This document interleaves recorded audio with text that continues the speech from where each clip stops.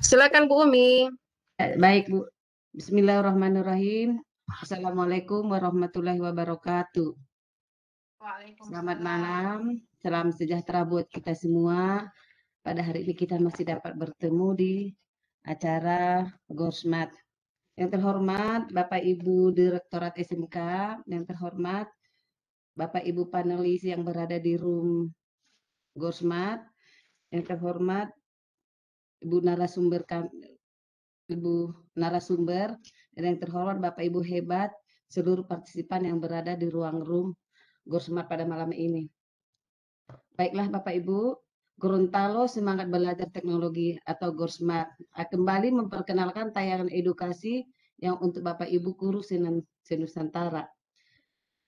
Pada edisi 27 kali ini, Gorsmat akan menghadirkan tema yang menarik, yaitu pendekatan coaching dalam Merdeka Belajar.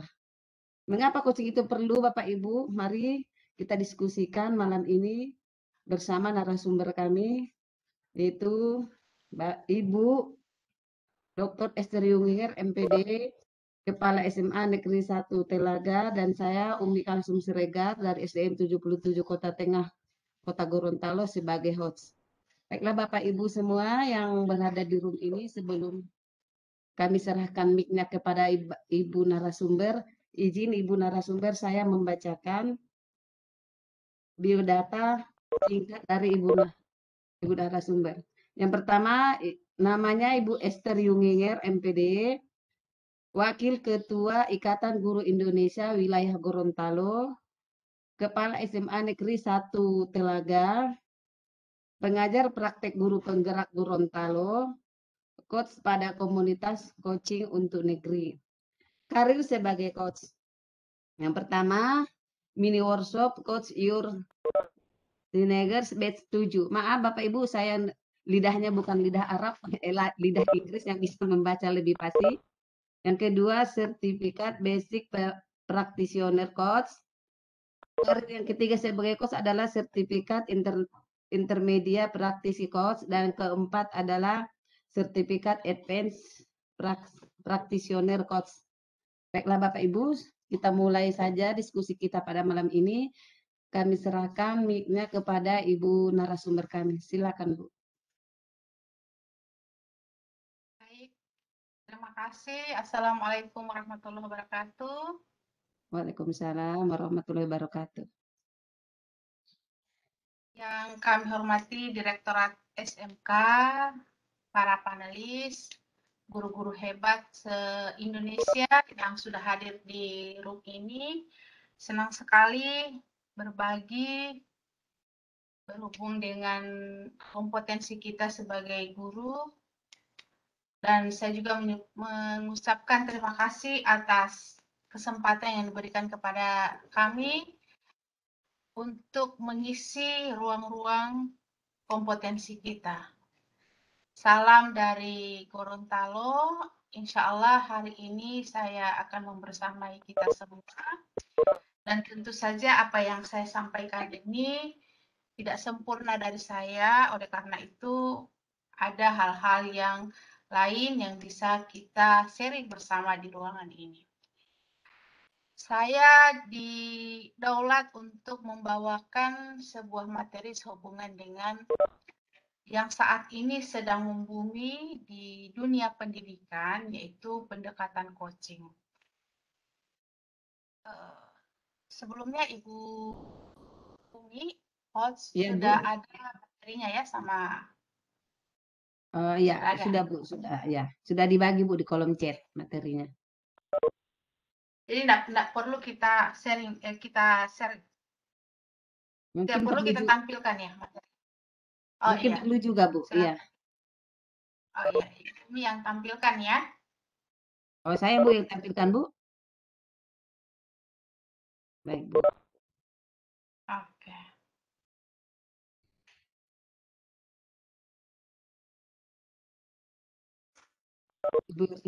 Ibu Erlina, caranya gimana ya untuk menampilkannya itu di, oh iya lupa, sabar. Sabar Bu ya.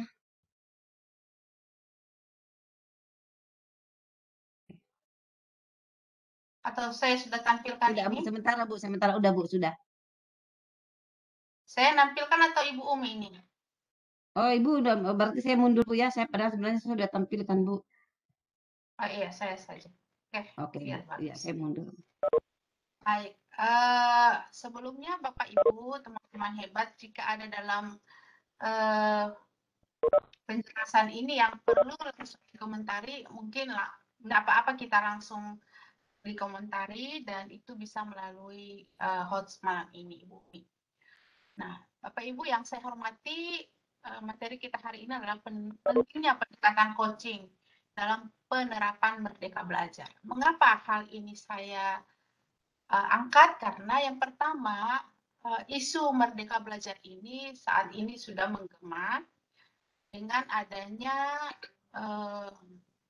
sekolah penggerak, guru penggerak, baik di SMK maupun di SMA, di SD, di SMP, bahkan di TK.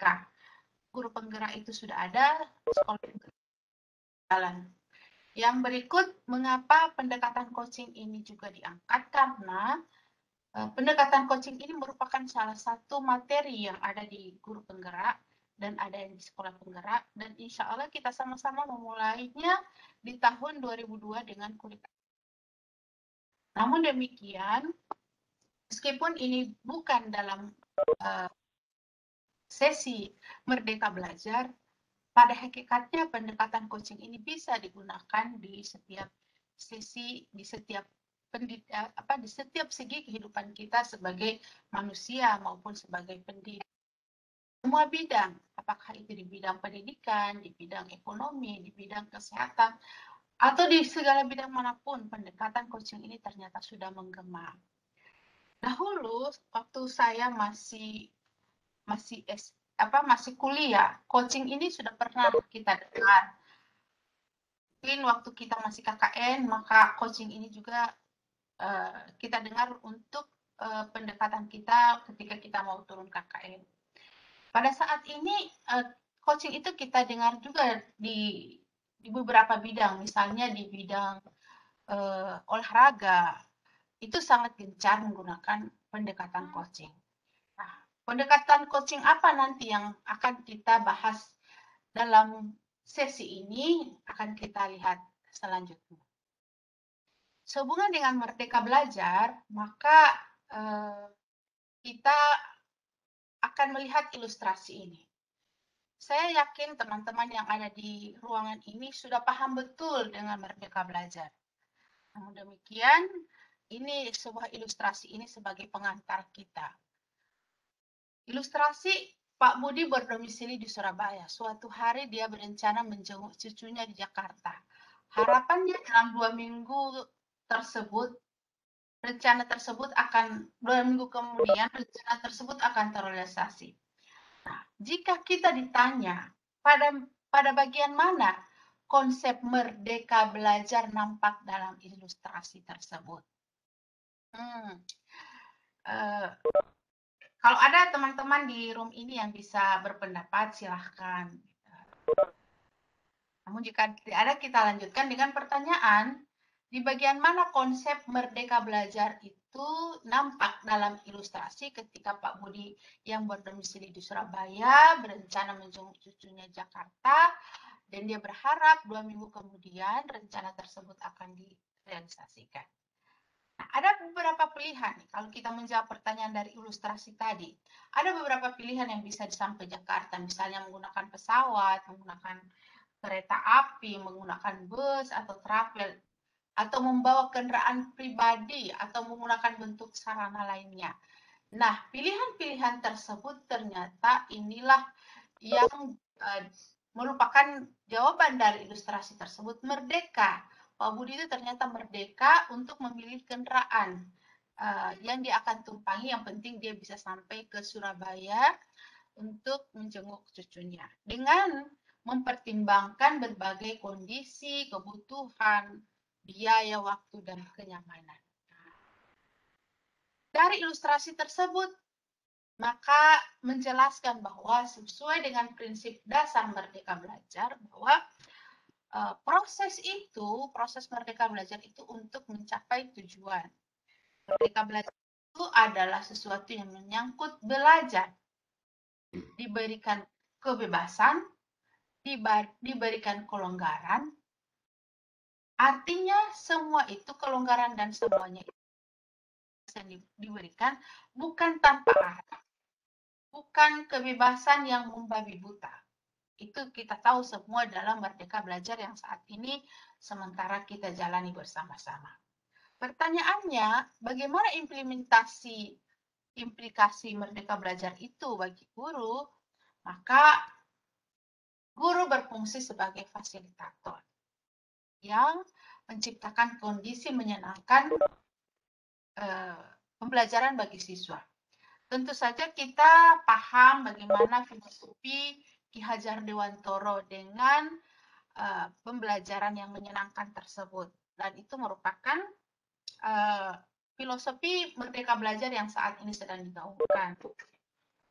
Nah, implementasi Merdeka Belajar bagi guru yang berikut adalah bagaimana seorang guru itu menggunakan pendekatan personal, metodenya, media pembelajarannya, untuk mewujudkan kegiatan belajar yang menyenangkan dan agar siswa itu terbebas dari perasaan tertekan. Ini keinginan dari kita semua.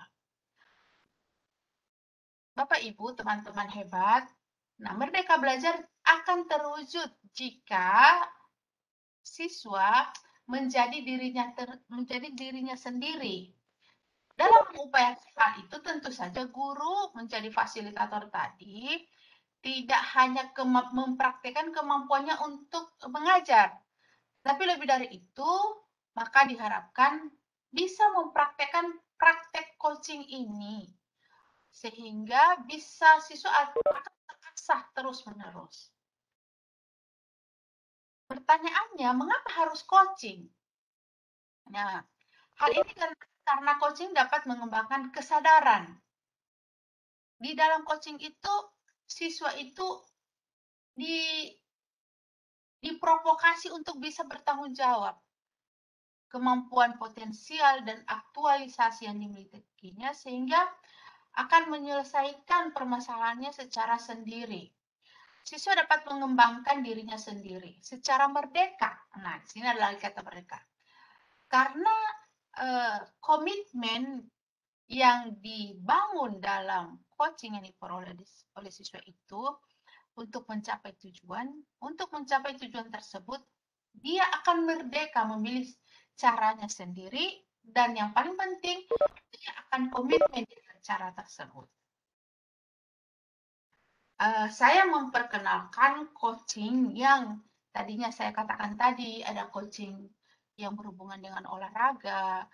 Maka coaching yang dimaksudkan di sini adalah coaching sesuai dengan International Coaching Federation atau ICF.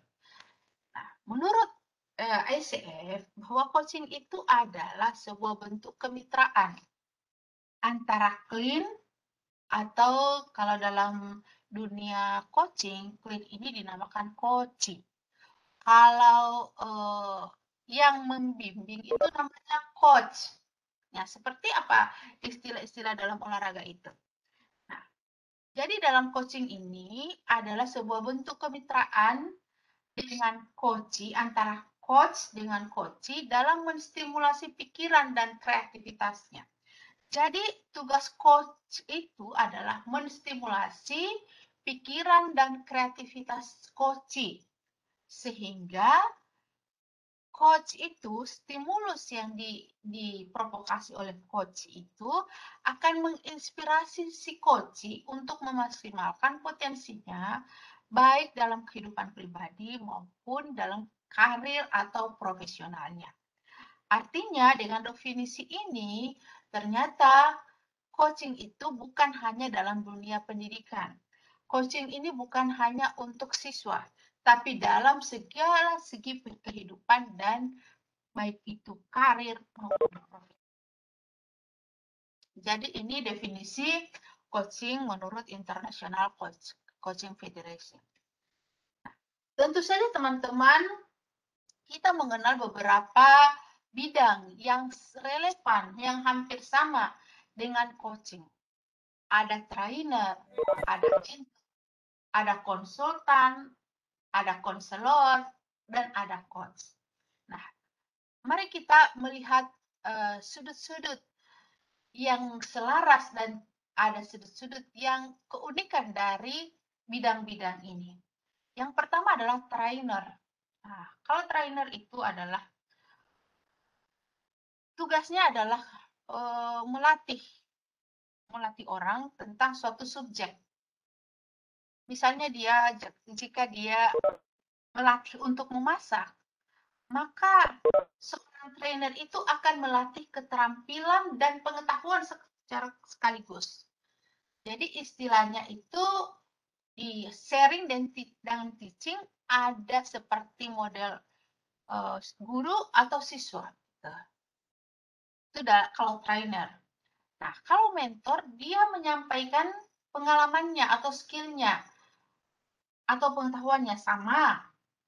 Namun, yang membedakan trainer dengan coaching itu, kalau trainer dengan mentor itu, dia seperti orang tua dengan anaknya. Itu kalau mentor. Nah, konsultan berhubungan dengan memberi solusi atau saran. Seperti dokter atau pasien. Itu konsultan. Nah, konselor lebih kepada emosi atau terkait dengan masa lalu. Sehingga yang dibahas itu berhubungan dengan isu-isu emosional, maka yang dilakukan adalah dengan cara melakukan terapi. Nah, namanya adalah terapis dengan pasien. Nah, kalau coaching adalah coach, istilah orangnya itu adalah coach, maka tugas seorang coach itu adalah mendukung pencapaian tujuan coaching. Jadi mendukung pencapaian tujuan coaching. Jadi dalam sebuah coaching itu tidak diajarkan pengetahuan, tidak diajarkan keterampilan, tidak untuk melakukan terapi, atau tidak akan ada solusi-solusi dalam sebuah coaching. Tapi coaching itu adalah bagaimana mendorong tujuan dan rencana aksi seorang coaching. Nah, metodenya adalah dengan pertanyaan-pertanyaan yang memberdayakan, pertanyaan-pertanyaan yang powerful. Oleh karena itu, karena kalau yang membimbing itu adalah coach, maka yang dibimbing itu adalah coaching. Namun yang unik dalam bidang coaching ini adalah sebuah bentuk kemitraan. Bentuk kemitraan antara coaching dengan coach. Meskipun nanti kita akan membimbing anak-anak, misalnya menggunakan pendekatan coaching ini pada siswa, tetapi bentuknya adalah kemitraan. Karena dia bentuk kemitraan, kesetaraan, maka seharusnya tidak ada satu pihak lebih tinggi dari pihak yang lainnya. Itu perbedaan beberapa bidang yang hampir setara dengan coaching. Nah, ini saya menggambarkan filosofi telur ayam. Biasanya kalau anak-anak itu atau siapapun, misalnya kalau dalam kehidupan sehari-hari kita melakukan trainer, kita melakukan konsultan, mentor atau siswa dan sebagainya itu, kita melihat seperti membuka telur itu dari luar. Jadi jika ada sebuah masalah, maka kita seperti memberi saran dan sebagainya. Sehingga analoginya seperti telur dipecahkan dari luar. Nah, coaching itu adalah bagaimana menstimulus, merangsang pikiran, kreativitas dari coaching, sehingga coaching dapat menemukan sendiri alternatif penyelesaian masalahnya, seolah-olah sebagai sebuah telur yang dipecahkan dari dalam. Nah, perbedaan telur dipecahkan dari luar dan dari dalam, kalau dia dipecahkan dari luar, maka dia seperti atau hasilnya nanti akan jadi telur goreng, jadi telur dadar, jadi telur ceplok. Tapi kalau dia sebuah telur itu dipecahkan dari dalam, dia akan memunculkan kehidupan. Inilah filosofi coaching itu seperti layaknya filosofi telur yang dipecahkan, yang pecah dari dalam sehingga akan timbul kehidupan setelahnya. Oleh karena itu dikatakan coaching atau klien kita itu adalah bintangnya. Jadi bukan coach yang bintangnya, tetapi coach adalah bintangnya. Jadi kita ada karena untuk coaching. Perhatian kita adalah untuk coaching. Pertanyaan-pertanyaan kita adalah untuk coaching. Kita mendengarkan semua curahan pendapat dari coaching seutuhnya untuk coaching. Jadi fokus untuk coaching. Oleh karena itu, si coaching adalah bintangnya. You are a star.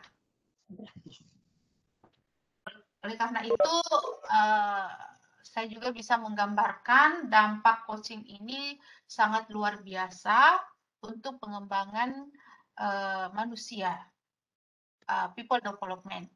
Digambarkan ada sebuah penelitian bahwa produktivitas coaching jika digabungkan dengan trainer itu hasilnya akan 88% akan berhasil. Tapi kalau hanya training saja, hasilnya hanya 23%.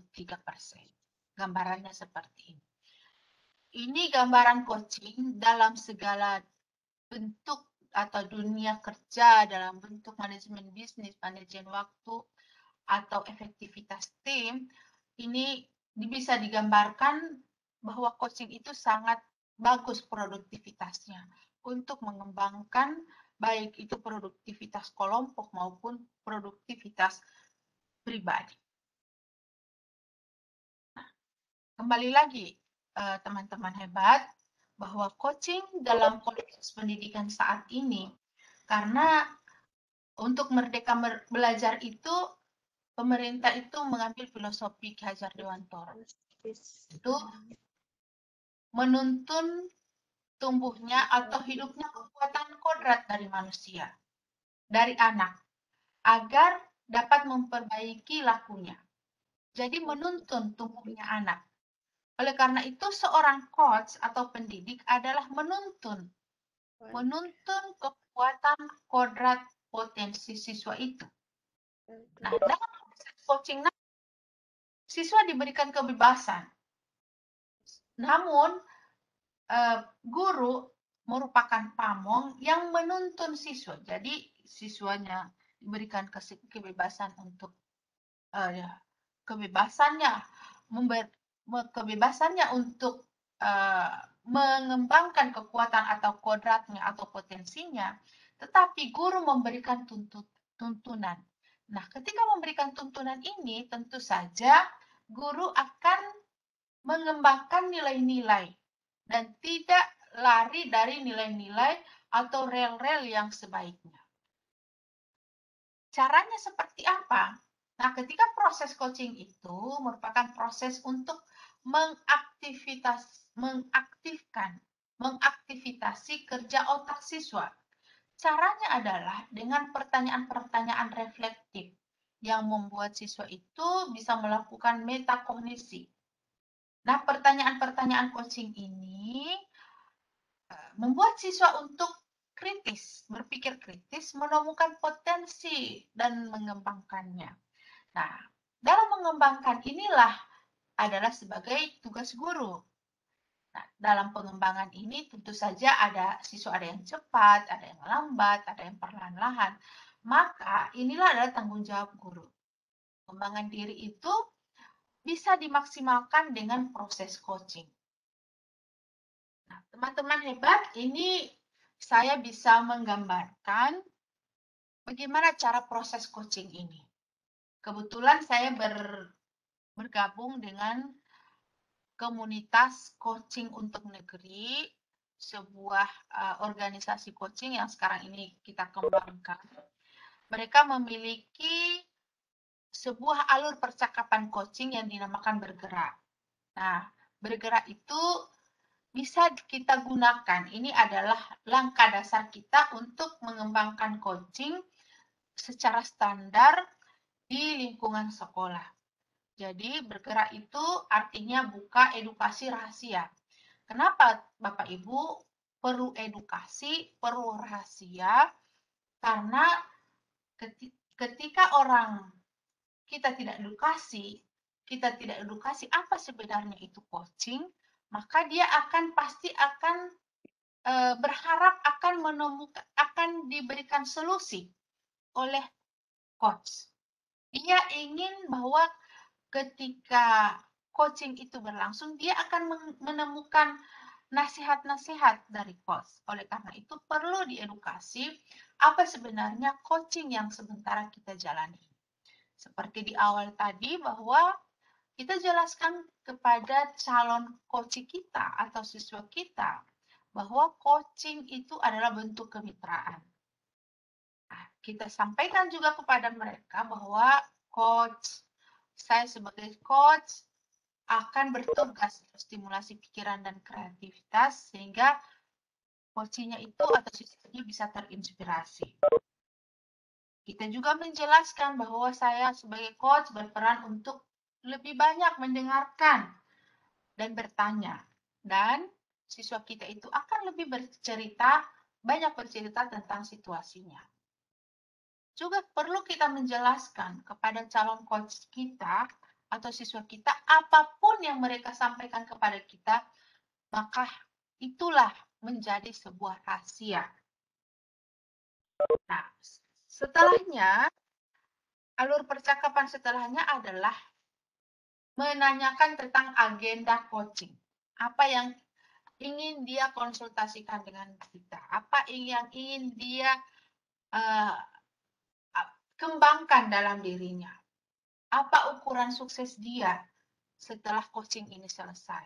Apa pentingnya tujuan itu bagi dirinya? Perlu kita tanyakan. Kemudian ini adalah eksplorasi. Jadi bergerak, G-nya tadi adalah sudah kita sampaikan, G-nya itu adalah goals atau tujuan. Kemudian eksplorasi. Eksplorasi kekuatannya, eksplorasi tantangannya, eksplorasi peluangnya, sampai ide dan solusinya, kita eksplorasi dari dia semua. Jadi di sini ya kita melihat bahwa tidak ada pemberian solusi dari seorang coach. Tetapi siswa itu sendiri akan menemukan solusinya sendiri ketika kita mengeksplorasi posisinya, kita mengeksplorasi kekuatan, tantangan, dan peluangnya, kita mengeksplorasi ide dan solusinya dari dia sendiri. Selanjutnya, R. R itu rencana aksi. Ketika anak itu menemukan idenya, maka yang didukung adalah rencana aksinya. Seperti apa rencana aksinya, kapan dia akan lakukan, gambarannya seperti apa. Kemudian kita bawa itu ke akuntabilitas dan komitmen. Bagaimana setelah dia memilih rencana aksinya, kapan dia lakukan, kemudian apakah dia berkomitmen dengan itu? Komitmen itu akan muncul dari dia sendiri. Kita seorang coach itu hanya bertanya. Dan coach yang akan menemukan sendiri dari pertanyaan-pertanyaan yang memberdayakan tersebut. Dan terakhir adalah kesimpulan penutup. Nah, ini yang bisa saya sampaikan. Mungkin ada hal-hal lain yang bisa kita sharing bersama, akan berkembang selanjutnya. Tentu saja seperti yang saya katakan tadi, ini bukan hal yang sempurna dari saya, tetapi dari sharing-sharing teman-teman hebat semua di room ini. Saya kembalikan kepada host, disilakan. Iya, terima kasih Ibu Esther. Baiklah Bapak Ibu semua yang berada di room Gosmat pada malam hari ini. Kalau ada yang ingin kita diskusikan, mari Bapak Ibu bisa bertanya langsung atau raise hand, atau juga Bapak Ibu bisa bertanya mengenai materi kerennya dari Ibu narasumber kita tentang coaching dalam Merdeka Belajar. Silakan Bapak Ibu yang mau ingin bertanya. Kalau ingin bertanya, Bapak Ibu silakan raise hand dulu biar kami bukakan mic-nya. Atau boleh juga Bapak Ibu menuliskan pertanyaannya di dalam kolom chat. Untuk materi Bapak Ibu semua kami sudah bagikan linknya di kolom chat.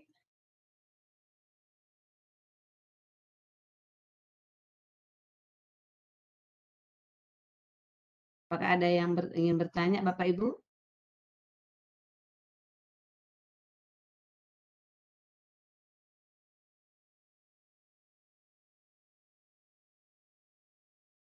Halo Bu Umi.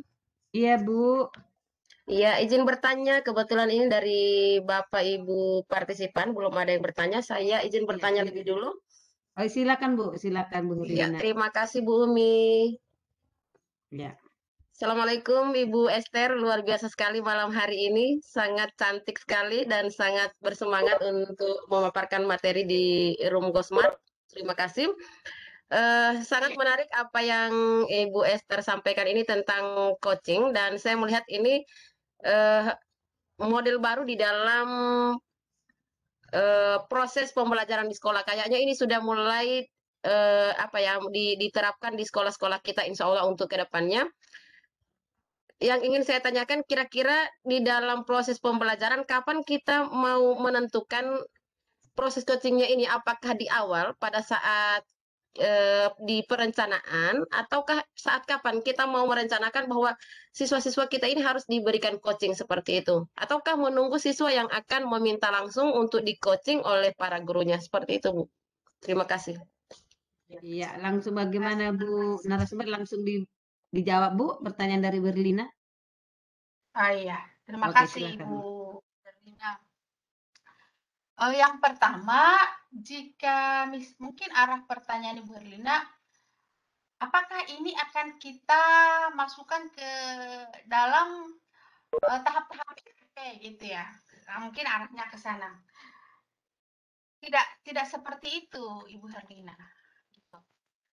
Ini tidak dimasukkan ke dalam RPP, kan? Tetapi ketika ada siswa yang bermasalah, apalagi saat ini siswa sudah mengalami pandemi sudah selama 2 tahun lebih, atau bukan karena pandemi. Semua macamnya, ada masalah siswa misalnya terlambat, ada siswa yang tidak memasukkan tugas, ada siswa yang kita tidak tahu apa yang membuat dia muram durja dan sebagainya. Kadang-kadang ketika anak nakal dalam tanda kutip, yang terjadi adalah anak itu dibully habis-habisan. Apakah itu oleh guru, apakah itu oleh temannya sendiri. Nah, ada dua hal yang harus kita lakukan jika kita ingin menerapkan pendekatan coaching ini di sekolah kepada siswa kita. Yang pertama, bisa kita sendiri yang memulainya. Ketika kita melihat anak itu dalam posisi yang perlu bantuan. Yang kedua, ada juga ketika konsep coaching ini sudah diketahui oleh anak, ada juga yang datang sendiri. Cuma kan saat ini pendekatan coaching ini kan belum terlalu meluas gitu. Hanya ada beberapa dan artinya saat ini sudah mulai dikembangkan. Saya tertarik dengan pendekatan coaching ini karena yang tadi, kenapa kita harus marah-marah kepada anak-anak ketika anak-anak itu tidak seide dengan kita atau tidak mencapai kompetensi yang kita inginkan. Kenapa?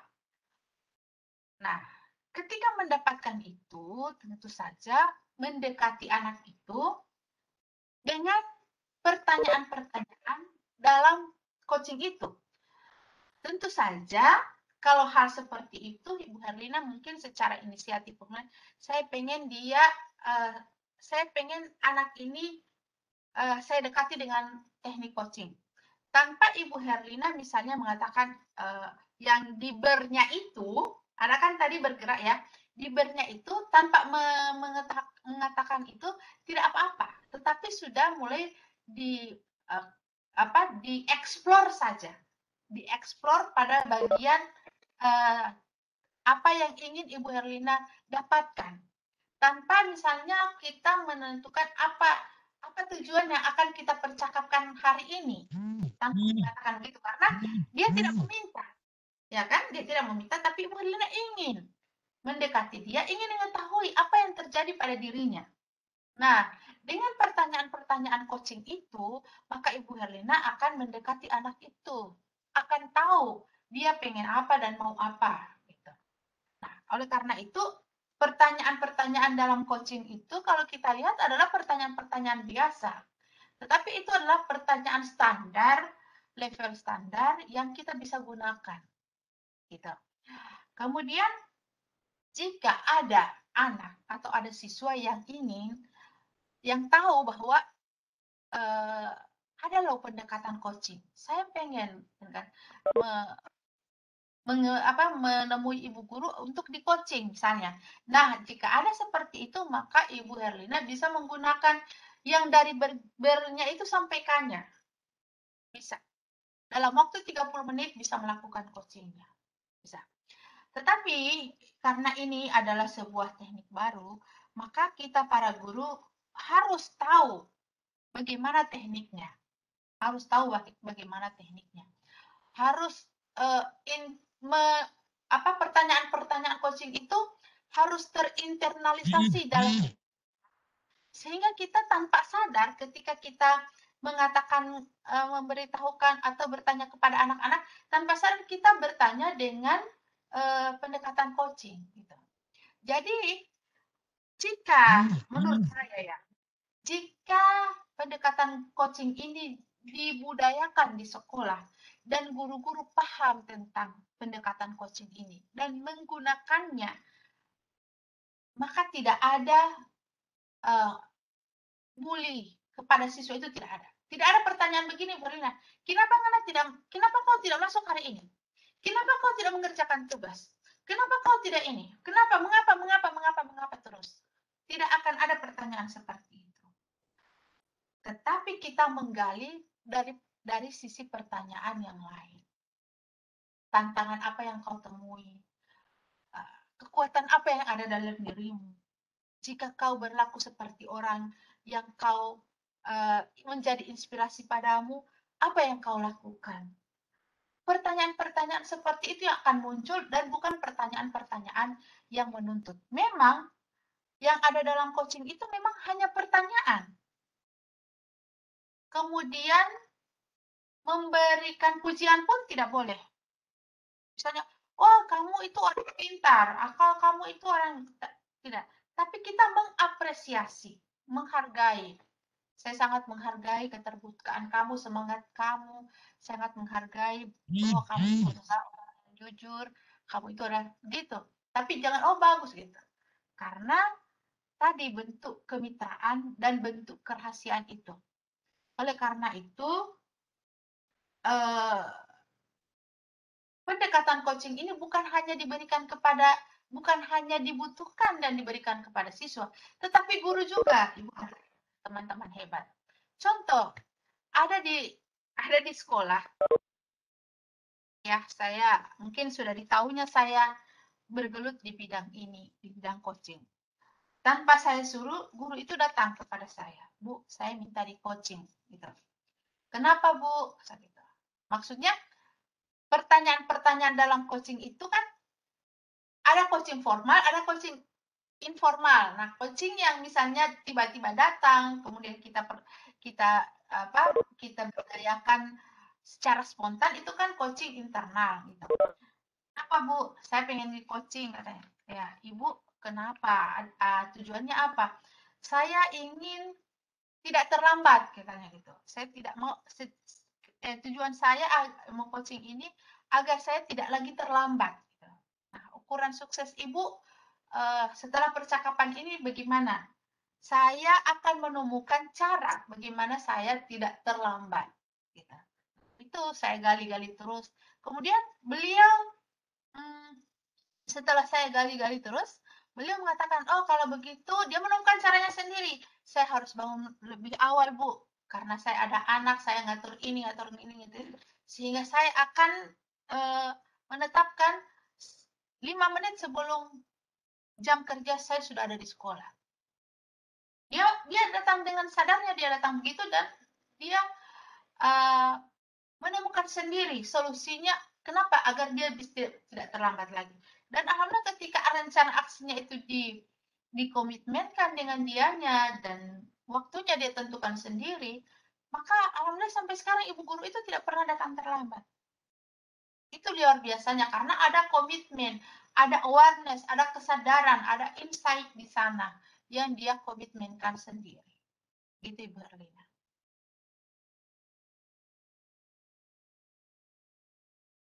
Iya, terima kasih Bu narasumber. Semoga bisa lebih jelas Ibu Herlina ya, apa yang ingin ditanyakan tadi. Oke, baik Bapak Ibu, yang ini ada beberapa pertanyaan di sini Bu Esther. Ini menanyakan di kolom chat, bagaimana kita akan tahu kalau sebagai coach kualitas pertanyaan, terus cara mengukurnya gimana Bu? Itu dari Ibu Lilis Kartika. Maaf, materinya. Oh ya, mana saya baca. Bagaimana Bu, saya bacakan atau Ibu mau baca dari Ibu Lilis Kartika? Ini mungkin dia Bagaimana kita akan tahu sebagai coach kualitas pertanyaan yang baik, bagaimana cara mengukurnya? Iya. Kualitas begini, yang saya share di materi itu adalah pertanyaan-pertanyaan yang sudah terstruktur. Nah, yang saya share di grup itu, coba ya, saya share lagi ya materinya. Ya, ini ya. Nah, ini materinya, ini pertanyaan-pertanyaannya. Ini dibawakan semua jika dia berada pada coaching informal. Tetapi ketika seperti yang Ibu Herlina tanyakan tadi, bagaimana caranya ya saya bisa mengcoaching anak itu, maka ini adalah gambaran pertanyaannya, kekuatan apa yang bisa membantu Anda untuk mencapai goal itu atau tujuan itu, apa tantangan dalam diri Anda yang menghalangi pencapaian goal tersebut, tujuan itu, apa peluang dari diri kita sendiri, apa peluang dari luar diri kita sendiri, situasi atau ide-ide apa yang terpikirkan. Ini pertanyaan-pertanyaan yang standar yang bisa digunakan. Kemudian cara mengukurnya. Saya yang dimaksud dengan cara mengukurnya ini adalah mungkin cara mengukur apakah kita itu sudah berhasil untuk mengcoaching dia ya Bu, Ibu Lilis. kemungkinan begitu Bu pertanyaannya. Iya betul Bu. Lilis. Ibu Lilis. Di materi ini, di pertanyaan ini kan Ibu Lilis di sini, jika coaching kita adalah coaching yang informal, di sini ada alat ukurnya Bu, di posisi ini. Oh iya. Jika pada skala 1 sampai 10, di mana pada skala 1 tujuan Anda masih jauh dan di skala 10 tujuan Anda itu sudah tercapai, pada saat ini Anda pada posisi berapa di skala tersebut. Misalnya, saya contohkan tadi, teman saya itu, guru saya itu, dia tujuannya agar tidak terlambat. Saya, Bu, ingin di coaching agar saya tidak terlambat. Nah, saya akan tanyakan, pada skala 1 sampai 10, jika pada skala 1, Anda masih jauh dari tidak terlambat atau Anda sering terlambat, pada posisi skala 10, tujuan Anda untuk tidak terlambat atau datang tepat waktu sudah tercapai. Pada saat sekarang ini, ketika Anda berbicara dengan saya, Anda itu berada pada posisi apa? Pada tujuan tidak terlambat. Dia bilang, oh saat ini Bu, saya pada posisi 2 misalnya ya, pada posisi skala 2. Gitu. Jadi ditanyakan lagi, nah pada posisi skala 2 itu gambarannya seperti apa? Oh gambarannya skala 2 ini saya terlambatnya 30 menit dari jam yang sudah ditentukan. Setiap hari saya terlambat. Setiap hari saya bangun telat. Setelah itu kita tanyakan lagi, bagaimana perasaan Anda terkait dengan saat ini Anda pada skala 2 posisi Anda dan Anda sering terlambat.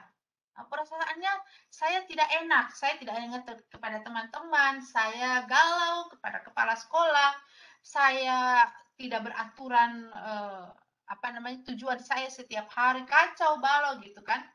Nah, seperti kemudian kita tanyakan lagi, dalam jangka pendek ini di skala berapa tujuan yang Anda ingin capai? Oh, saya inginnya saya di skala 8.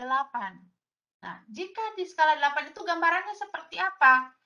Gambarannya adalah pada skala tersebut, saya paling tidak 5 menit saya sudah berada di sekolah sebelum waktu yang ditetapkan masuk kelas. Nah, bagaimana perasaan Anda jika Anda mencapai skala itu? Jika Anda tidak terlambat, saya pasti akan senang. Gitu-gitu, Bu, nanti pertanyaannya. Nah, nanti akan dibawa pada kekuatan, kepada tantangan, peluang, sampai pada eksplorasi ide ini. Nah, di eksplorasi ide ini, kita akan tanyakan setelah melalui kekuatan tantangan ya, kita eksplor dulu itu. Nah, setelah itu kita tanyakan, ide apa yang terpikirkan setelah kita melewati coaching ini. Akan bangun jam 3 atau setengah 4 saya sudah bangun. Saya akan memasak, saya akan melakukan cuci piring, saya akan menyiapkan anak saya, dan saya setengah 6 sudah harus turun dari rumah. Nah, kemudian kita langsung tanyakan lagi.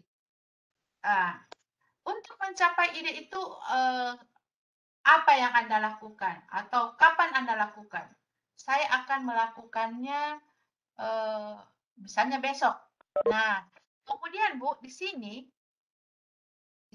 ada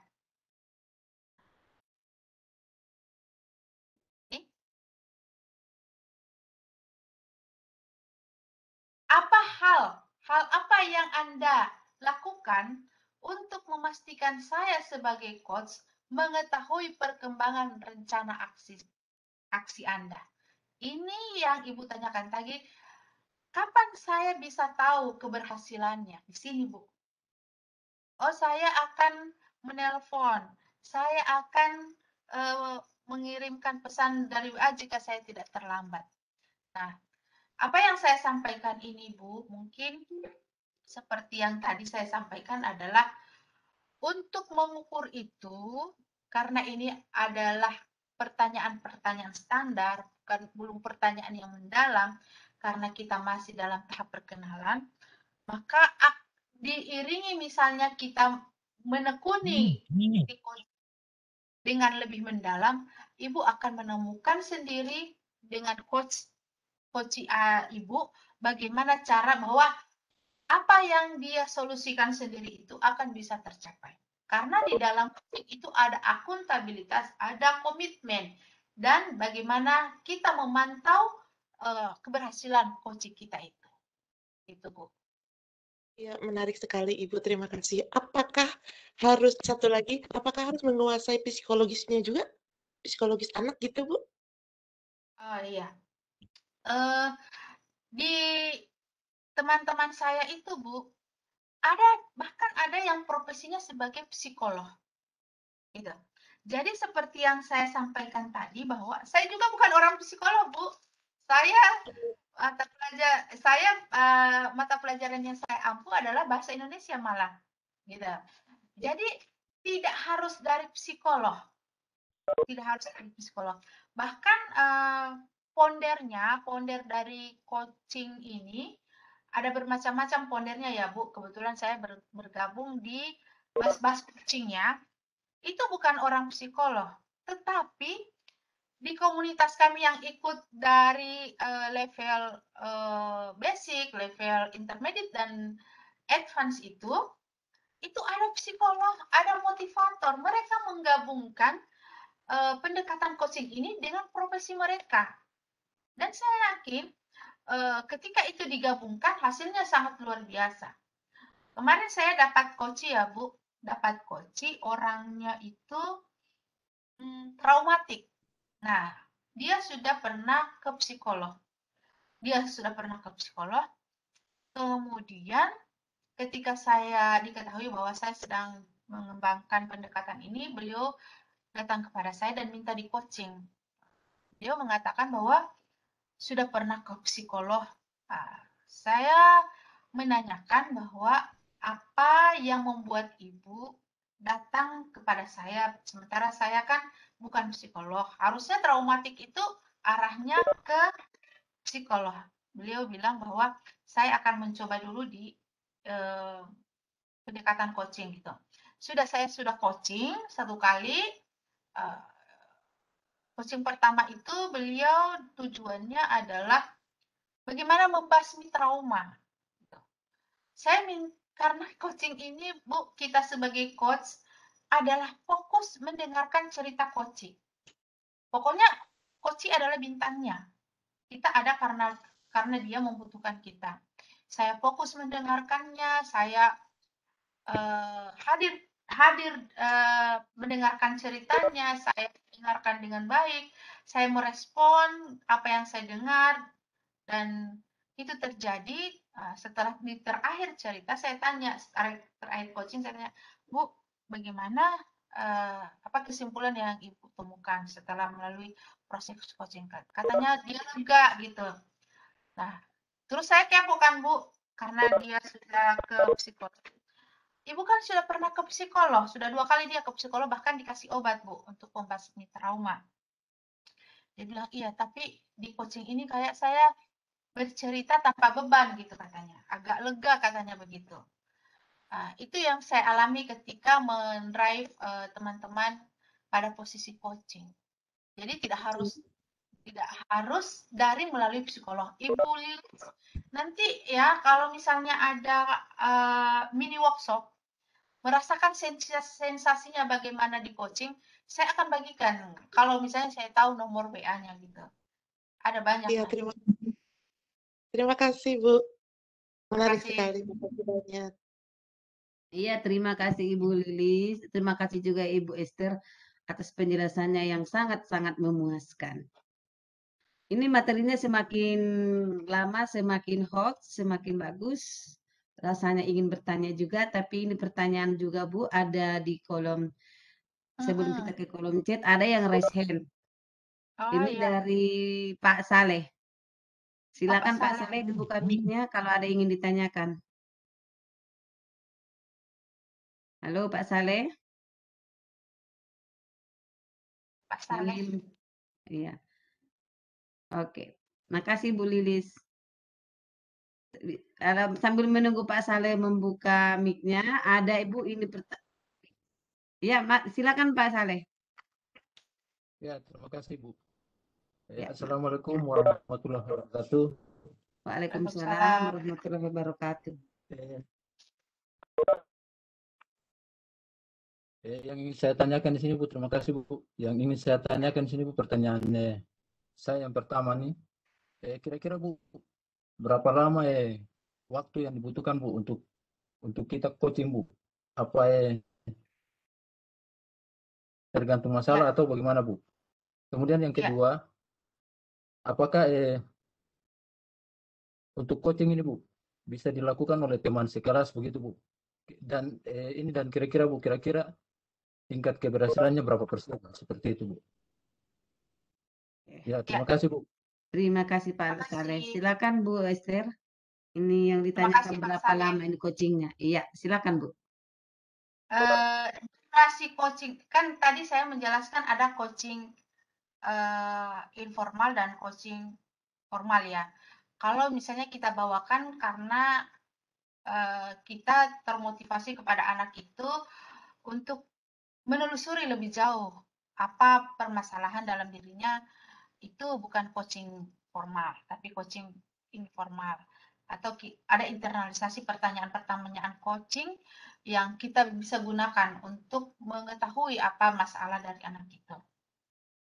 Nah, dalam coaching yang formal, Pak, dia kalau one by one on one itu sekitar 45 menit. Satu sesi, Pak, one on one. Biasa kalau coaching itu, Pak, yang one on one itu sesuai dengan perjanjian. Kita ada etika coaching dan ada coaching itu dari perjanjian coaching itu kalau misalnya yang formal ya dari perjanjian coaching itu kita bisa menetapkan kita mau coaching berapa sesi. Nah, dari itu pula kita akan menetapkan waktu-waktu yang sesuai dengan apa yang dimaui oleh coaching. Nah, satu kali misalnya si coaching minta di coaching 3 sesi. Satu sesi itu 45 menit, Pak. Gitu. Jadi itu coaching formal. Jadi kalau coaching informal antara Bapak dengan anak-anak atau Bapak dengan teman Bapak, itu sesuai tergantung Bapak mau seperti apa. Karena tidak ada ketetapannya. Yang ada ketetapannya ini adalah coaching yang formal. Gitu. Nah, bisakah dilakukan ini oleh teman antar teman? Bisa, Pak.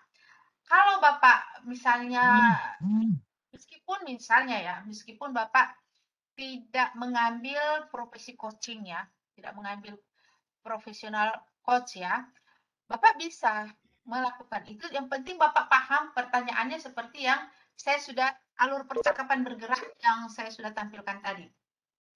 Nah, alur percakapan bergerak ini sesuai dengan nama siapa pengembangnya.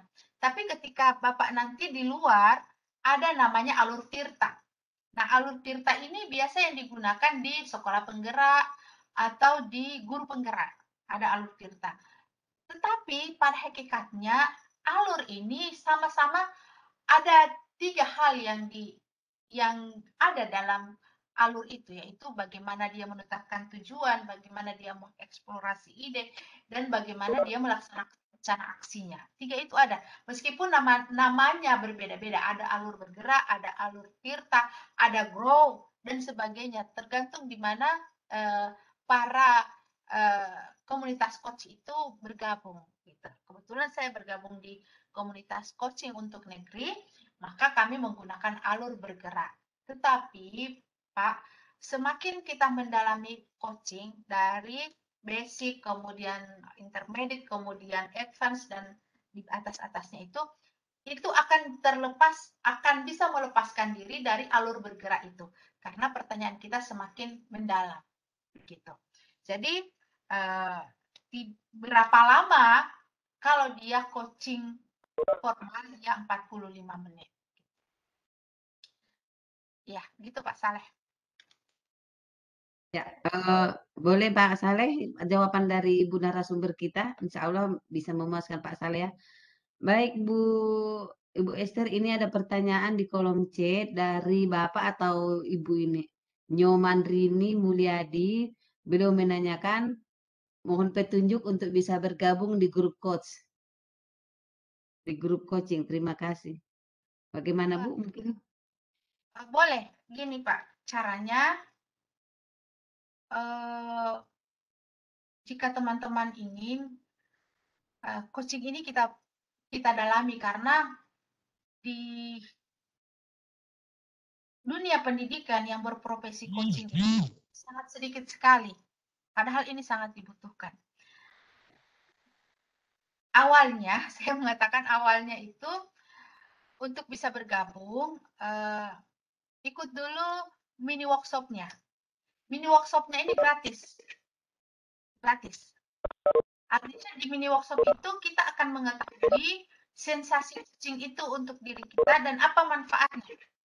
Nah, kalau kita tertarik lebih dalam, kita bisa memulai profesi kita nanti dengan mengikuti basicnya, dengan mengikuti intermediate-nya, level-level selanjutnya lah gitu. Nah, setelah Bapak Ibu mengikuti mini workshop, dia akan digabungkan nanti ke komunitas itu. Gitu, Pak. Oke, mungkin ada yang ingin ditanyakan lagi Pak Dani. Silakan Pak Dani. Dibuka suaranya Pak, mic-nya. Silakan. Oke. Sepertinya Pak Dani, monitor Pak Dani mungkin belum memonitor. Ini Bu, ada lagi di kolom chat. Ini ternyata pertanyaan Pak Dani. Pak siapa tadi? Oh, bukan Pak Dani. Pak Nyoman Rini, kalau mungkin masih ada ingin ditanyakan lagi Pak atau Bapak ini. Nyoman Rini Mulyar, kalau ada ingin ditanyakan, silakan Bu, open mic. Sambil menunggu. Oh ya, silakan Bapak atau Ibu nih, mana ini? Ya Ibu, Oh ya, Mas silakan Bu ya. baik. Coaching ini sangat menarik perhatian saya. Luar biasa kayaknya nanti kita bisa bantu-bantu juga istilahnya siswa-siswa kita yang banyak bermasalah, terutama di sekolah saya itu.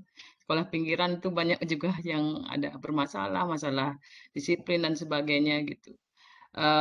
Dan bagaimana menempatkan mereka di sisi mereka didengarkan kan seperti itu ya Ibu ya. Jadi ini sepertinya akan menjadi apa istilahnya panduan untuk saya lebih mendengarkan lagi siswa-siswa saya gitu.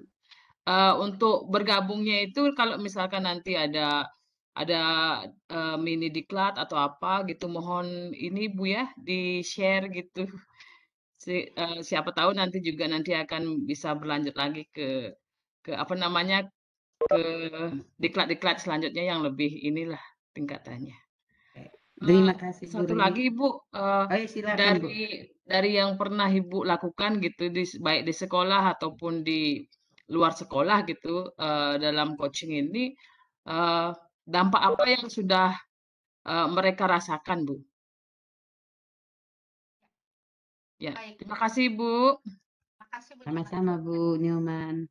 Dampaknya, begini Bu, mungkin ketika orang akan datang kepada kita itu, mungkin menurut kita adalah hal sepele. Contoh Bu, teman-teman, ada yang datang kepada saya hanya masalah dia tidak berani mengeluarkan platina di tubuhnya. Atau ada masalah sepele saja hanya karena bagaimana caranya dia naikkan berat badan. Sepele. Tapi menurut dia itu adalah sesuatu yang harus dia capai untuk hidupnya. Nah, ketika saya coaching yang tadi yang ingin mengeluarkan platina dari tubuhnya, sebenarnya platinanya itu kecil.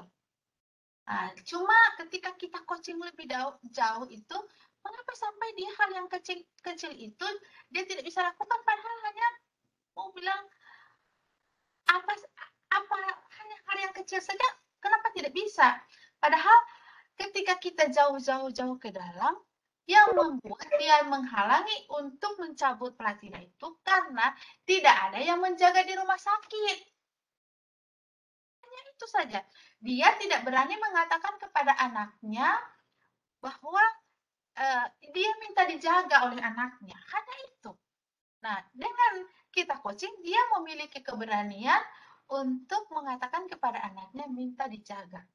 Nah, yang tadi juga masalah berat badan, gitu. Masalah berat badan.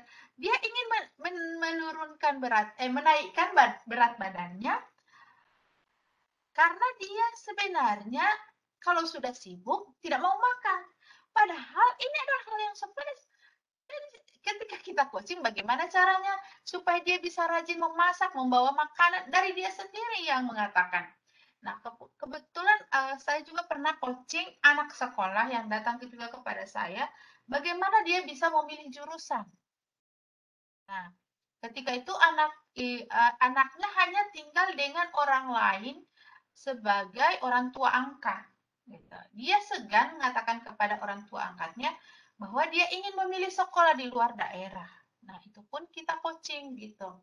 Sehingga dia memiliki keberanian untuk mengatakan kepada orang tersebut, kepada orang tua angkatnya bahwa keinginannya adalah ini. Gitu. Luar biasa sekali Bu, ini kalau misalnya kita terapkan meskipun nanti alurnya tidak paten seperti yang saya sudah gambarkan tadi, tetapi jika ada terinternalisasi dalam diri kita tentang pola-pola bagaimana kita mengajukan pertanyaan yang memberdayakan, yang bisa memprovokasi kita untuk mengungkapkan apa yang dia mau, apa yang dia ingin, dan inilah yang saat ini harus kita kembangkan. Daripada kita mengatakan kamu ini selalu berbuat hal yang jelek, kamu ini gini. Sehingga anak-anak itu merasa bahwa dia tidak dihargai oleh guru, dan ini yang mulai pemerintah mulai kembangkan di dunia pendidikan kita. Nah, Bu Nyoman mungkin bisa meninggalkan siapa saja dari teman-teman yang ingin merasakan sensasi coaching, dan jika ada mini coaching, saya akan informasikan, bisa meninggalkan nomor WA kepada Ibu Herlina atau Ibu Umi gitu. Insya Allah saya akan sampaikan, karena kita harus sama-sama bergerak ini bukan untuk dunia, untuk coachingnya, tapi bagaimana anak-anak ini mulai kita berdayakan sekarang, karena menurut filosofi dari Ki Hajar Dewantoro bahwa kita tuntunlah anak-anak ini untuk mencapai kompetensinya, kita mulai dari saat sekarang. Gitu. Iya, terima kasih Bu Esther. Mungkin cukup jawabannya Ibu Nyoman ya. Ini Bu, kemungkinan Ibu, insya Allah Ibu Esther, kalau ada informasi mengenai mini workshopnya bisa di-share sama kami. Nanti kami akan share di Sahabat Gorsmart, Ibu Erlina ya. Kemudian Bu, ada yang bertanya nih, apakah mini workshop ini free atau berbayar? Free. Biasa Oh, free. alhamdulillah. Oke. Ya, saat ini kami lagi free untuk Pakai Windows para pengelola UMKM, koperasi, BUMD, yang sekarang sementara kami godok. Itu juga free. Bisa mendapatkan coaching one-on-one dengan sangat free sekarang ini. Bagi yang koperasi yang berhubungan dengan ekonomi kerakyatan, gitu Bu. Semoga untuk pendidikan ada Bu ya, untuk free yang mini workshopnya. Iya, saya akan minta untuk dibuatkan untuk teman-teman semua. Kayaknya sudah mulai tertarik dengan pendekatan ini. Iya. Terima kasih Bu Esther, insya Allah. Terus Bu, ini ada yang menanyakan dari, ini sepertinya hampir sama sih Bu pertanyaan yang Ibu jelaskan. Ini dari Ibu siapa tadi ya? Bentar Bu. Sambil menunggu Bapak Ibu yang mau resen, silakan Bapak Ibu. Kita baca dulu pertanyaan di kolom chat.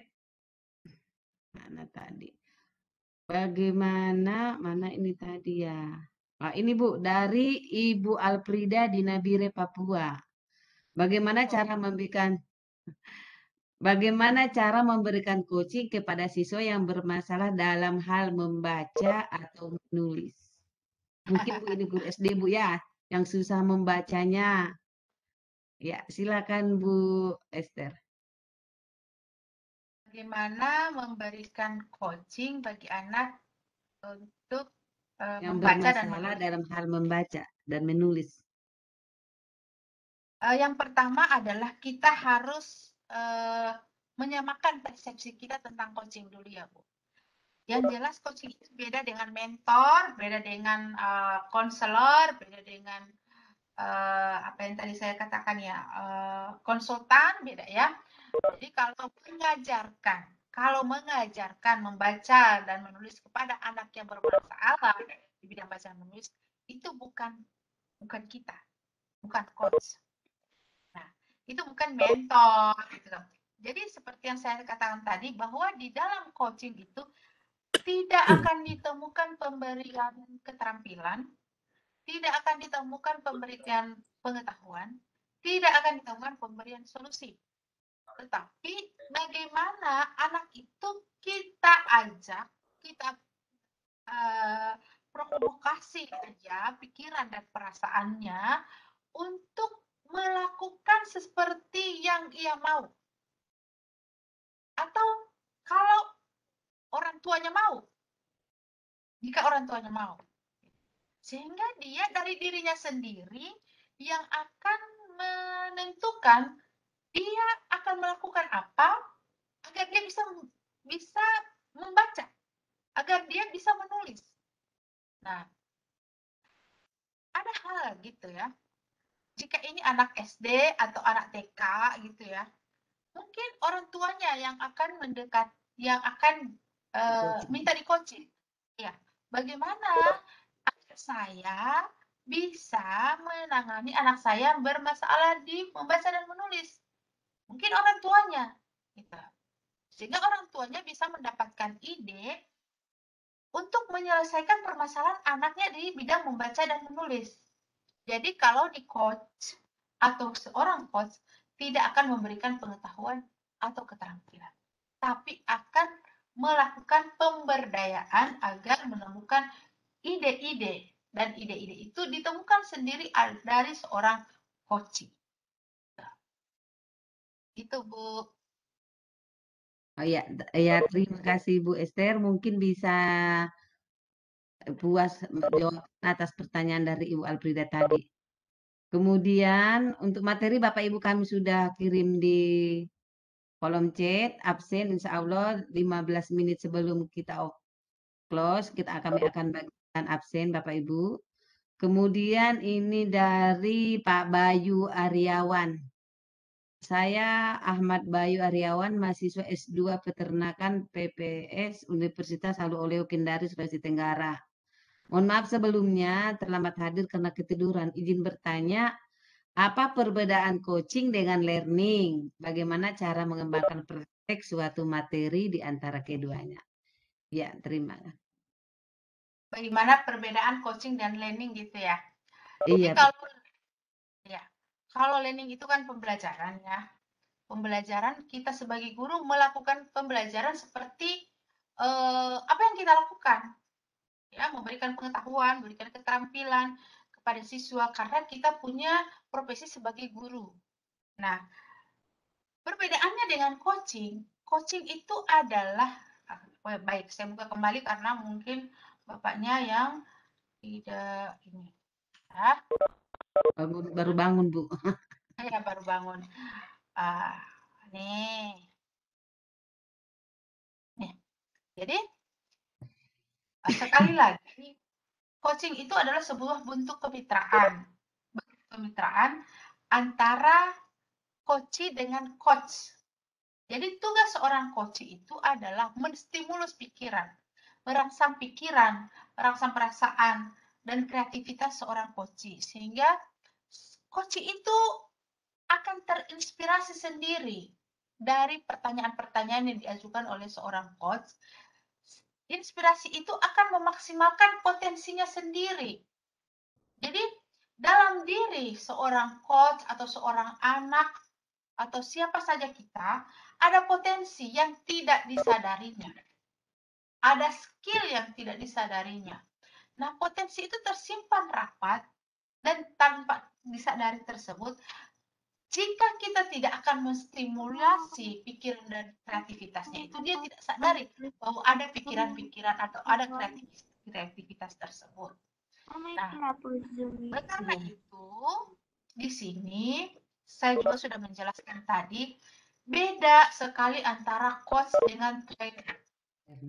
Di coach, seorang coach itu tidak akan mengajarkan sesuatu ilmu atau sesuatu keterampilan, tidak. Tapi mendukung pencapaian goals-nya, pencapaian tujuannya. Dia ingin apa? Kita dukung ke arah sana, kita eksplor ke arah tujuannya tersebut. Dan dalam coaching itu tujuan dan rencana aksi ini yang akan menjadi prioritas pengembangan pemberdayaan pertanyaan yang akan dilakukan oleh seorang coach.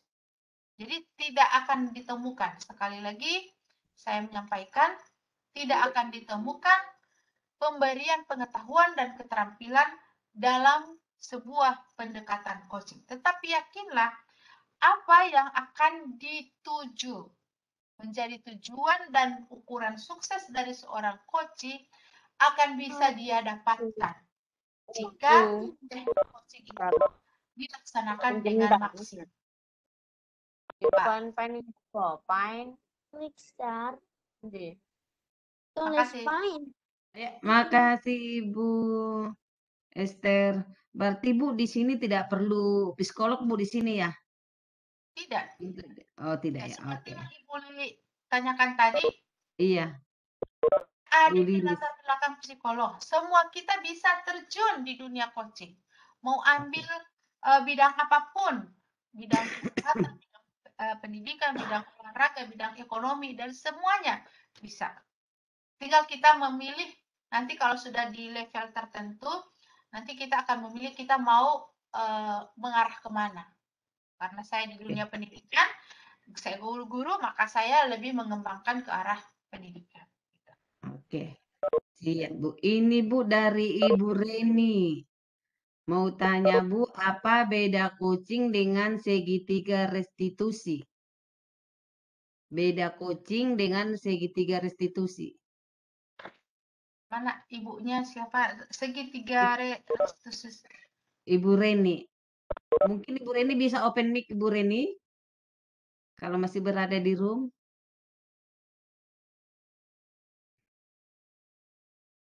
Oke, sambil menunggu. Oh ya, oke, silakan Bu Reni. Ada mungkin yang dimaksud dengan segitiga restitusi maksudnya gimana?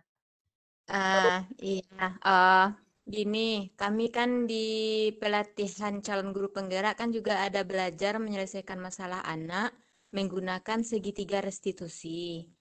Jadi menggunakan segitiga restitusi itu juga menggali dari anak dan mencari solusinya juga dari anak gitu. Jadi saya pun juga kurang paham apakah ada kesamaannya dengan coaching atau tidak. Nah, mohon penjelasan. Ya, beliau menanyakan kesamaan dengan perbedaannya Bu Esther. Silakan Bu Esther. Baik. Segitiga restitusi itu adalah kegiatan yang bagaimana menggali potensi anak juga. Gitu. Tetapi di dalam segitiga restitusi itu bukan alurnya tidak selengkap alur bergerak atau alur coaching, tidak. Nah, di segitiga restitusi itu dia mirip. Miripnya di mana? Miripnya itu kesamaannya itu di penggalian kompetensi, mengeksplor ide dan menggali komitmen dan akuntabilitas. Di situ persamaannya. Cuma memang di segitiga restitusi itu budaya positif yang dibangun di sana. Nah, di coaching sebenarnya ini bidang tersendiri yang ada komunitasnya. Segitiga restitusi adalah sebuah teknik bagaimana budaya positif itu bisa dibangun dari siswa dan aksi nyatanya dilaksanakan oleh siswa berdasarkan komitmennya tadi. Sama-sama membangun komitmen, sama-sama membangun akuntabilitas. Tetapi di sana adalah berhubungan dengan teknik dan yang berhubungan dengan teknik dan bisa digunakan oleh guru, sementara untuk pendekatan coaching bukan hanya di bidang pendidikan, tapi di semua bidang. Oke. Gitu. Terima kasih Ibu Esther. Mungkin bisa jelas Bu ya, Ibu Reni ya. Oke, ini ada raise hand dari Pak Kasyadi. Silakan Pak Siadi, open mic. Assalamualaikum warahmatullahi wabarakatuh. Waalaikumsalam warahmatullahi wabarakatuh. Saya dari Mojokerto, Jawa Timur, Mbak Esther. Ya, materinya bagus sekali, Mbak Esther. Ya, saya tertarik sekali. Sehingga ada 3 yang saya tanyakan, Mbak Esther. Yang pertama, apa perbedaan coaching sama guru BK? Artinya bimbingan konseling yang pertama. Sehingga sama-sama membimbing siswa ke arah yang lebih baik. Yang kedua, apakah coaching itu sendiri ada tahapannya? Mungkin anak ini mungkin 1 bulan, 2 bulan, mungkin bahkan 3 tahun kita dampingi. Kebetulan saya adalah guru SMA Negeri Mojokerto, Bu Esther. Yang ketiga, ketika coaching berlangsung, apakah ada semacam ada yang punishment? Katakanlah BK memberikan satu punishment bila mana ada yang salah. Apakah di coaching itu juga seperti itu, Bu Esther? Terima kasih. Assalamualaikum warahmatullahi wabarakatuh. Waalaikumsalam warahmatullahi wabarakatuh. Silakan Ibu Esther. Apakah sama perbedaan coaching dengan guru BK? Wah, luar biasa pertanyaannya, Pak. Ini Iya. pertanyaan apa ya, hari-hari yang kita temukan dalam kehidupan kita sebagai guru ini. Yang pertama, apakah coaching itu sama atau beda dengan BK? Gini, Pak. Saya sudah mengatakan tadi di awal bahwa BK itu lebih ke konselor ya. Nah, konselor itu yang dibidik adalah emosi. Masalah kecemasan anak itu BK. Nah, di coaching, pendekatan coaching itu semua. Bukan cuma masalah kecemasan. Semua masalah di sana.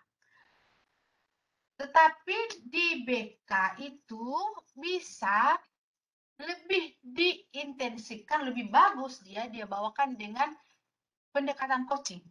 Karena pendekatan coaching itu tidak ada mengatakan bahwa kamu begini, maka kamu akan begini. Nggak ada. Oleh karena itu, supaya BK-nya itu lebih bisa mengakomodir keinginan anak, menghargai anak, berpihak kepada anak, berdampak kepada anak, maka BK itu harus paham tentang pendekatan coaching. Nah, di guru-guru di sekolah saya sudah perkenalkan coaching, BK-nya tersendiri saya terjunkan, dia harus paham tentang pertanyaan-pertanyaan yang memberdayakan ala coaching, sehingga dia tidak menjustifikasi anak. Nah, oleh karena itu, saya kaitkan dengan pertanyaan yang ketiga, tentang punishment yang ada di BK, harus menulis surat pernyataan, harus ini. Di coaching nggak ada, Pak. Di coaching nggak ada. Jadi coaching itu bintangnya adalah si coaching. Apapun menurut coaching. Mau dia mau kemana, mau dia bukan apa, adalah si coaching. Begitupun Pak, ketika rencana aksi kita sudah sepakati ya. Kita sudah sepakati misalnya supaya tidak terlambat, menurut siswa dia harus bangun pagi, gitu kan. Nah, ketika ini tidak terlaksana, maka itu tidak akan ada punishment dari sisi coaching. Karena yang akan menentukan hasilnya dan rencana aksinya adalah si coaching. Tidak ada punishment apapun. Gitu. Nah, jadi beda sekali. Kemudian tahap-tahapannya. Jadi itu kalau di coaching formal itu tergantung perjanjian coachingnya, Pak. Dia ada tema besarnya misalnya mensukseskan dirinya sebagai siswa misalnya, kemudian ada 3 sesi. Tujuan pertamanya misalnya dia ingin tidak bangun pagi, ingin tidak telat, kemudian dia ingin mengerjakan tugas lebih baik atau sesuai waktu, kemudian dia ingin mendapatkan nilai yang bagus. 3 itu kita di perjanjian coaching kita temukan. Tetapi di BK kan tidak ada seperti itu. Gitu. Oleh karena itu di sekolah itu meskipun para gurunya diinginkan menerapkan segitiga restitusi tadi, itu yang sementara dikembangkan di guru penggerak yang diinginkan untuk bisa diterapkan di sekolahnya, tetapi dimodifikasi juga dengan bagaimana kita memberdayakan pendekatan coaching. Kalau itu bisa sama, Artinya kalau pendekatan coaching, si gurunya harus tahu tentang pendekatan coaching itu, bukan anaknya, gitu. Nah, oleh karena itu di tahapan-tahapannya begitu Pak, bukan tahapan harus tercapai ini, tetapi dia sendiri yang menentukan di pra-coaching itu. Itu Pak. Nah, mungkin udah terjawab ya. Tidak ada penghukuman ya, saya sudah jelaskan tadi dengan BKR. Insya Allah penjelasan saya bisa ini Pak ya, bisa mengakomodir pertanyaannya. Terima kasih, Bu Esther. Terima kasih. Terima kasih Pak.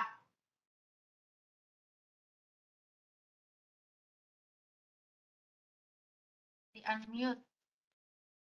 Tidak ada suaranya Bu. Maaf Bu, ini kita punya, makasih Pak Kasyadi, makasih Bu Esther. Kita masih punya waktu 25 menit ke depan. Ini ada pertanyaan Bu dari Pak Ahmad Asbi. Jika dalam kelas ada anak yang pendiam sekali, serta anak yang aktif sekali, kira-kira pendekatan coaching yang bagaimana yang dibuat Bu? Apakah sendiri-sendiri atau personal? Oh Ya. ya. Baik, pertanyaannya bagus juga ini. Coaching itu ada dua macam Pak. Coaching one on one itu sendiri. Karena ini kan bentuk rahasia ya. Iya, personal Bu ya. Tapi ada juga coaching group. Oh. Coaching group itu ada dua, ada coaching kelompok itu ada dua, ada grup coaching, ada tim coaching. Nah, grup coaching itu jika misalnya Ibu Umi ingin sukses di bidang, ingin lulus di sekolah penggerak misalnya. Bagaimana cara tekniknya lulus di sekolah penggerak. Kemudian misalnya Ibu Herlina ingin bisa mengajar dengan baik gitu. Kemudian Pak Kasyadi ingin menentukan bahwa agar memiliki teknik mengajar yang baik. Ini kan tiga keinginan yang berbeda. Nah, itu namanya grup coaching. Nah, satu-satu ada tujuan sendiri-sendiri. Nah, kalau tim coaching itu dia satu tujuan. Misalnya bagaimana caranya mengajar dengan baik. Jadi semua misalnya 15 orang dalam tim itu, tapi satu tujuan. Atau misalnya dalam membentuk kepanitiaan, siapa nih yang untuk membentuk panitia ini, apa yang harus kita lakukan lebih dahulu? Itu dalam tim coaching. Jadi ada dua teknik coaching, yaitu perorangan yang one by one, yang kedua dengan kelompok coaching. Kelompok coaching dibagi dua, ada yang namanya grup coaching, ada yang namanya tim coaching. Jadi kalau yang untuk menangani anak yang pendiam ini ya harus personal Pak, dan harus rahasia. Jadi kita harus megang teguh rahasia anak itu, nggak boleh dikatakan kepada siapapun. Gitu. Nggak boleh bocor itu sudah ya. merupakan etika. Iya, itu sudah merupakan etika kita, ya, kode etik. Oke, terima kasih Bu Esther. Baiklah Bapak Ibu, kita masih punya waktu 20 menit ke depan. Yang masih ingin raise hand silakan. Ini materinya semakin hot. Walaupun untuk Gorontalo cuacanya dingin, tapi materi kita di room ini hot. Kemudian Bapak Ibu silakan juga mengisi daftar hadir. Perhatikan apakah sudah benar emailnya. Sepertinya Bu tidak ada Bu yang ini ya. Yang bertanya sudah ada lagi di room. Tidak ada lagi di kolom chat. Oke. Mungkin Bu boleh Bu sebelum ditutup Bu boleh ada mungkin sepatah dua kata atau pesan yang ingin disampaikan kepada Bapak Ibu di sini Bu. Baik. Saya mengenal coaching ini pada saat pembekalan pengajar praktek. Guru penggerak, pengajar praktek guru penggerak. Ketika saya mengenal coaching ini, saya langsung jatuh hati. Mengapa saya jatuh hati? Karena saya adalah guru yang keras. Tidak boleh anak salah. Tidak boleh, bahkan di guru-guru saya tidak mau guru itu salah. Ketika menemukan coaching, saya merasa bahwa saya tertampar sendiri. Bahwa ternyata saya sudah menzolimi banyak orang. Maka dengan pendekatan coaching ini ternyata kita memberi keleluasan kepada orang yang kita coaching itu untuk menemukan potensinya dan jalan keluarnya sendiri, dan dia yang akan melaksanakan sendiri sesuai komitmennya. Dan saya yakin ketika orang membuat komitmen sendiri, bagaikan telur yang dipecahkan dari dalam itu, saya yakin 90% akan dia laksanakan. Dibanding kita memberikan saran dan solusi yang tidak akan sama sekali dia laksanakan. Banyak kebaikan yang saya temukan di coaching, terutama dalam menginspirasi diri saya menuju kebaikan. Oleh karena itu teman-teman, Bapak Ibu hebat, banyak kesempatan untuk bisa bergabung di coaching. Terbukti bisa menjadikan saya untuk menjadi lebih baik, manusia lebih baik. Gitu. Terima kasih. Terima kasih Bu Esther, close statement-nya. Alhamdulillah kita sudah sampai di penghujung acara. Semoga kita juga bisa dapat imbasnya apa yang disampaikan Esther pada malam hari ini. Oke, terima kasih untuk semuanya. Kurang lebihnya kami mohon maaf.